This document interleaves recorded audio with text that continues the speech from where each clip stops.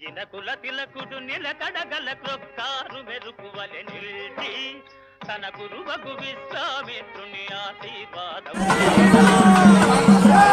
మద గజగమనము తోట స్వయంవర వేదిక జంట మదన విరోధి శరాసనమును తన కరమున భూనిన ఎంత కనిపించలే, ఫేస్ లో ఒకటే కనిపిస్తుంది ఆ పాప నాది రాలేదండి.